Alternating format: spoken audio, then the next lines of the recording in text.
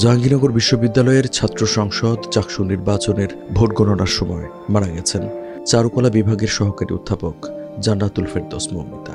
12 September শুক্রবার সকাল 8টার আগে সিনেট ভবনের 3য় তলায় ভোট গণনার কক্ষে হঠাৎ অসুস্থ হয়ে পড়লে তাকে দ্রুত এনাম মেডিকেল কলেজ হাসপাতালে নেওয়া হয়।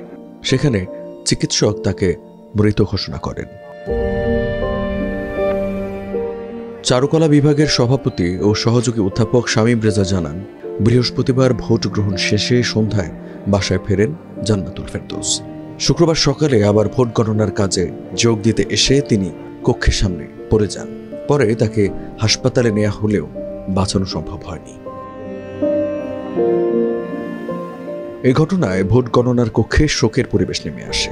বিশ্ববিদ্যালয়ের প্রক্টর ও নির্বাচন কমিশনের সদস্য সচিব অধ্যাপক AKM রাশিদুল আলম বলেন, এ ঘটনায় সবাই শোকাহত হয়ে পড়েছেন।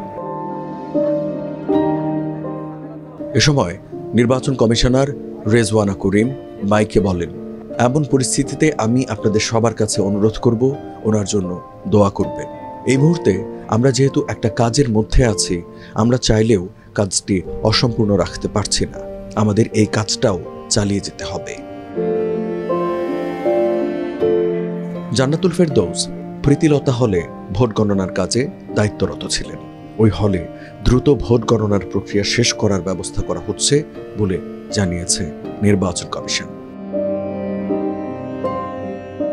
এরই মধ্যে শুক্রবার দুপুর পর্যন্ত 12টি হল সংসদের ভোট গণনা শেষ হয়েছে। 4টির গণনা চলছে, বাকি আছে 5টি। হল সংসদের ভোট গণনা শেষে কেন্দ্রীয় শিক্ষার্থী সংসদ জাকসু নির্বাচনের ভোট গণনা শুরু হবে বলে জানিয়েছেন নির্বাচনী কর্মকর্তা রেজওয়ানা করিম। 11 সেপ্টেম্বর বৃহস্পতিবার বিকেল 5টায় ভোট গ্রহণ শেষ হলেও শুক্রবার দুপুর পর্যন্ত সিনেট ভবনে টানা ভোট গণনা চলছে।